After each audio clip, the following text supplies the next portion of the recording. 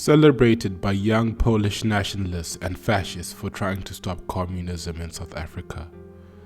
Touted by these French Polish nationalists as a great hope for the white race.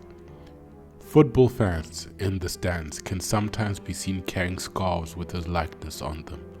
But who really is Janusz Walus, and why has he gained so much traction on the news as of late? This is what we'll explore. Walus was born in Zakopane, Poland in 1953, and in 1981 emigrated to South Africa to help his father and brother run their family glassworks factory.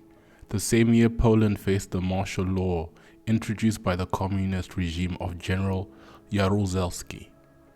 After the family business went bankrupt, Walus worked as a truck driver before being granted South African citizenship in 1986. After being granted South African citizenship, Janusz Walus joined both the National Party as well as the Afrikaner resistance movement, both far-right and pro-apartheid organizations, which is how he would attempt to change the course of history by murdering this man, Chris Hani, leader of the African National Congress military wing and the General Secretary of the South African Communist Party. On Easter Sunday, the 10th of April 1993, at around 10:30 a.m. in the racially mixed suburb of Boksburg, South Africa, Walus drove to Chris Hani's house with murderous intentions. As Chris Hani was getting out of his car, Walus called out Chris Hani's name, and when Chris Hani turned around, Walus shot him once in the body, and while Chris Hani was lying injured on the ground, Walus moved closer and shot him a further 2 times. According to reports, Hani was shot in the chin, behind the ear, and in his chest area. One of Chris Hani's neighbors recognized Walus and his vehicle and immediately called the police, leading to his arrest and interrogation by Sergeant Holmes of the Boksburg Murder and Robbery Squad by 7 p.m. that same day. But unfortunately, the medics could not save Chris Hani, who was pronounced dead at the scene. Soon after Walus's arrest, Clive Derby-Lewis, the Shadow Minister of Economic Affairs for the Conservative Party of South Africa at the time, was also arrested for being complicit in Hani's assassination, as he had lent Walus the modified 788 9mm pistol used in the attack. The pistol used was unlicensed, and through investigation, it was found that several people had been playing hot potato with the gun before the murder. It is reported that the gun had been stolen from the military by accomplices named Gene Taylor and Edwin Clark, and had been in the possession of Derby-Lewis since his preparation for the crime in February that year. While on trial, Derby-Lewis expressed intentions to engage the country into a race war in order to halt any progress of reconciliation ahead of the proposed 1994 democratic elections, a time at which negotiations regarding the ending of apartheid were at a climax. The whole thing unfolded like it was some type of movie. During investigations, police uncovered a hit list made by Walus and Derby-Lewis that featured the residential addresses and names of figurehead left-wing political leaders, including Joe Slovo and Nelson Mandela. And the scary thing is, their plan almost worked. Following the assassination, riots broke out in Cape Town, Durban, and Port Elizabeth due to the climax of tension between the extreme left and far right. Starting as a racial and political movement, youth activist groups escalated the demonstration, which ultimately led to 7 people losing their lives.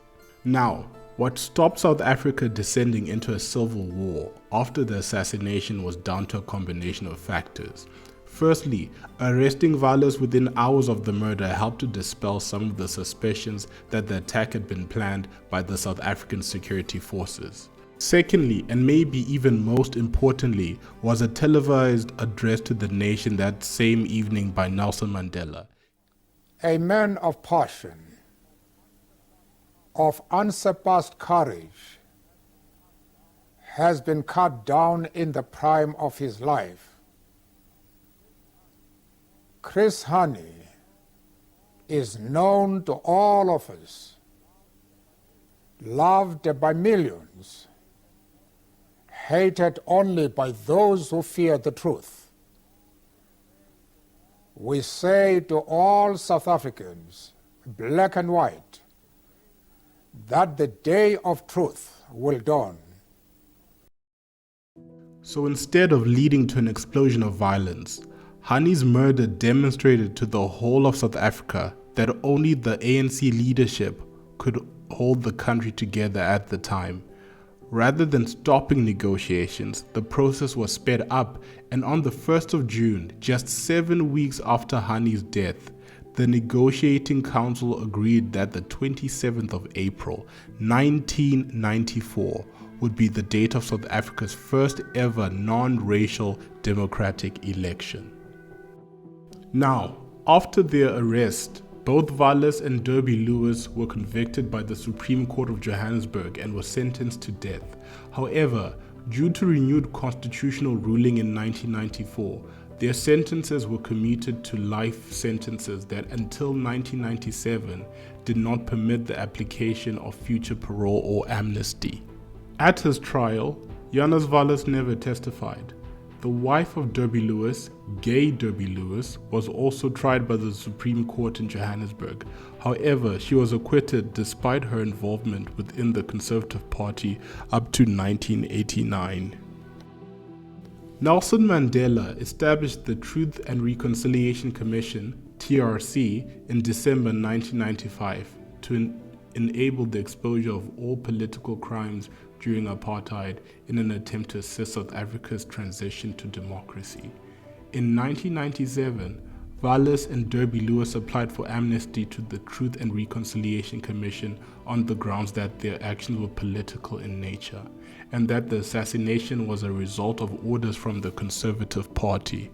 However, throughout their individual hearings, multiple discrepancies came to light regarding the methods and motivations as told by Derby Lewis and Walus, so their claims were ultimately denied by the commission.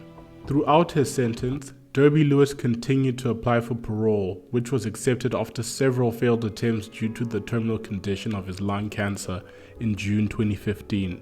Derby Lewis died of his cancer on the 3rd of November 2016. Walus continued to apply for parole throughout the years, but all cases had been denied parole due to his lack of remorse and retained political ideology, and in 2017 his South African citizenship was even revoked. But while widely hated in South Africa, Walus is regarded by many on the Polish right as a modern-day resistance hero, a victim of the Polish communist regime he fled from in 1981.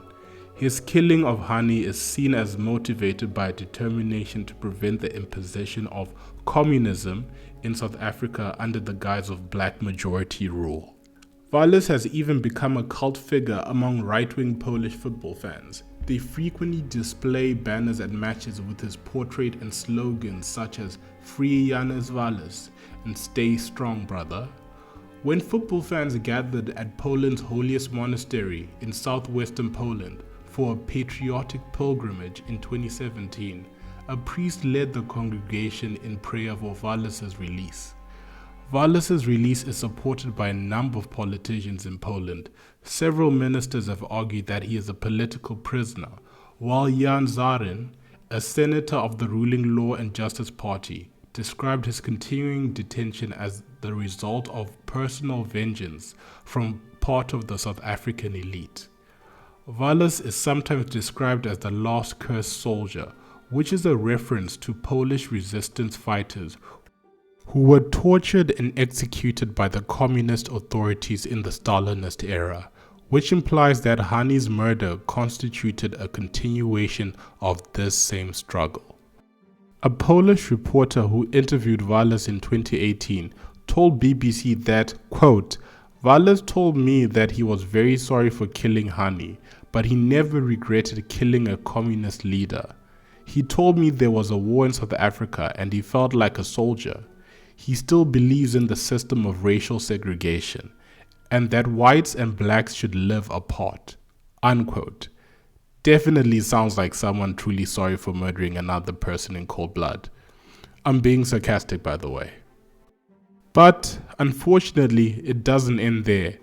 Walus's sympathizers provide more than just moral support, collecting money that goes towards paying his legal fees. His daughter, Eva Walus, confirmed that her father would not have been able to pursue his repeated appeals for parole if it was not for the financial assistance provided by his Polish well-wishers, although she insists that she does not accept donations from fascists or neo-Nazi organizations.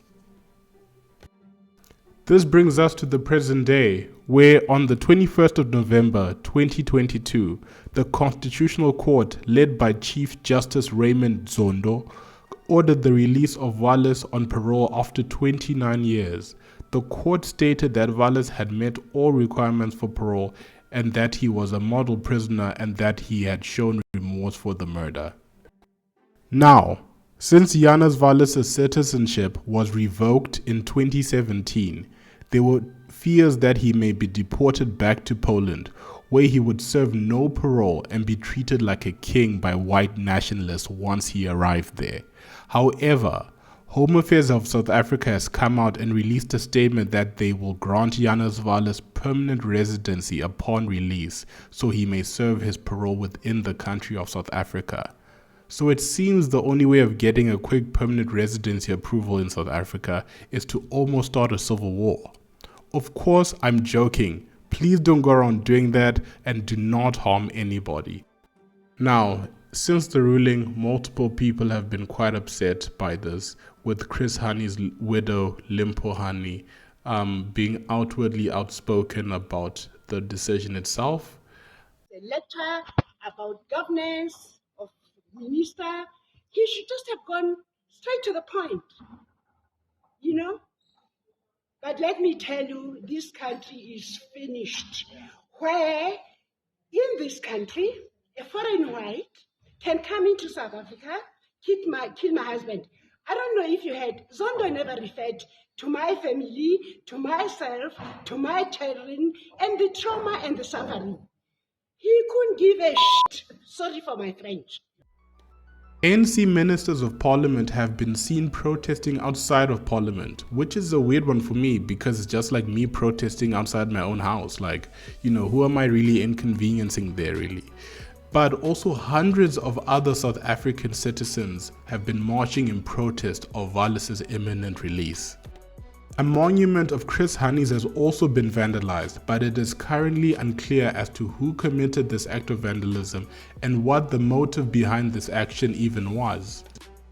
In the meantime, Janusz Walus was stabbed in jail by a fellow inmate 2 days before his release, and maybe that inmate was jealous that Walus had fans and was being released soon, but not to worry. Following news of the alleged stabbing, citizens of South Africa have been calling for the alleged attacker to be released from prison, so I guess he now has his own fan base.